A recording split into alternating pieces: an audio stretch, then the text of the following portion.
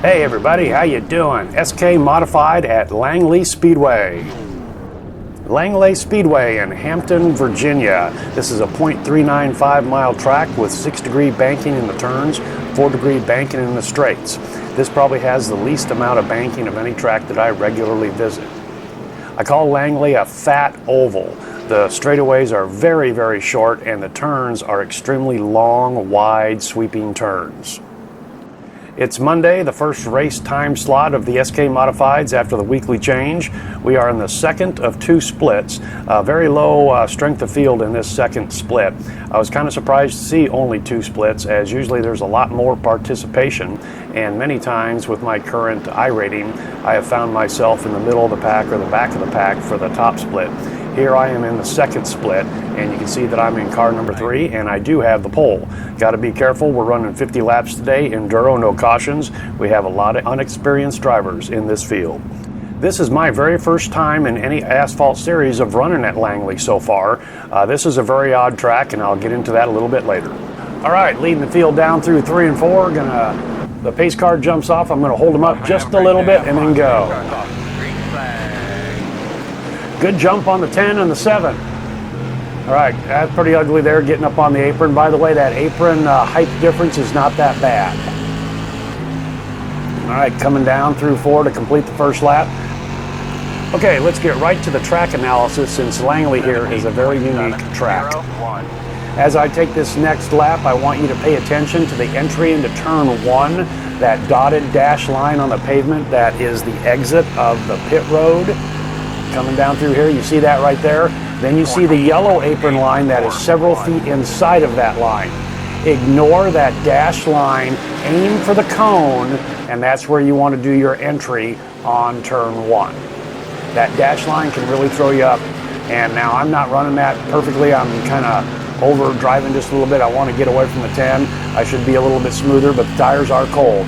3 and 4, that one I can hang right around pretty darn good on that lower apron line. Okay, here I kind of bisect and intersect that dash line. Should be a little bit more. Kind of aim for that cone. I'm not giving you some very good examples, but I'm telling you. Okay, long, long, long corners. About the time you think you want to unwind, you still got another second before you unwind the steering wheel. All right, I'm running pretty high there. I kind of diamonded it that time. The backstretch wall will come out and bite you if you're not careful with that. This is a pretty wide track though. One of the wider tracks we visit. Okay, coming down here, I intersect that line. That was a lot better there, but really you want to aim for that cone and start your entry into turn 1 there. Again, 3 and 4. I've got this one down pretty good. The track does not seem very symmetrical in the turns. 1 and 2 seem to be a little tighter than 3 and 4. Oh, we're working lap number 8, and we're already catching up to the back of the field. Like I said, very low strength of field, a lot of inexperienced guys here today. Got about a half second on the car behind me. Been maintaining that the first few laps here. Feel pretty good about that.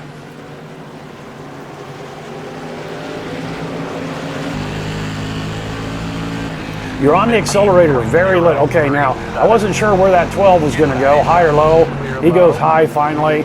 I kind of split the difference between him and the 10. I get together with the 12 just a little bit, a little touch, and the 10 is going to take me on the inside. I'm going to wash way out in turns 3 and 4. 10 will probably be able to clear me, and he does, and he's now leader. I'm back to second place. I just didn't know which way to go on that 12. Outside was not an option, but I didn't know if he was going to dive down in. So anyway, that's the way it works. So I got the 7 behind me now. And the 10's going to have to work on this lap car up ahead. Ooh, he gets really squirrely, and he almost tagged that wall. The front stretch wall will come out and bite you too, but I believe the back 10 gets loose again around by the 13. We're trying to pass the 13 lap car.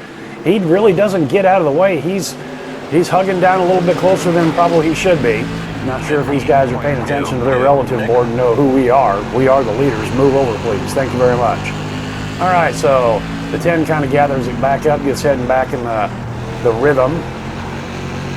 I'm behind him. He's kind of pulled away a little bit. I'm going to kind of sit back here just a little bit and see him negotiate these lap traffic. But then he gets really squirrely coming. He was just way too high out of 2. Really squirrely entering the backstretch with these wide sweeping corners you can do in a heartbeat. Get on the gas a little too much or too soon, or even too late because these corners are just so wide and sweeping. You got to learn this track. Rhythm track is completely different from what you're used to in the past. Oh, we got one down. Stay down, stay down. Thank you very much. All right, now I got to get past this 12 again. He spun, and now I'm going to pass him again. And he doesn't know what he's doing and just cuts right down in front of me. I pound the wall, and guess what?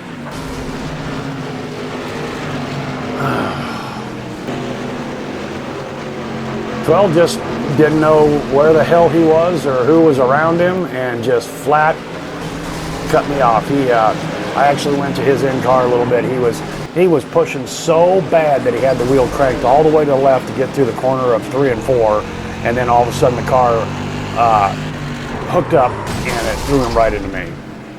So he didn't necessarily per se take me out, but yeah, I got took out. All right, well, that didn't go as planned.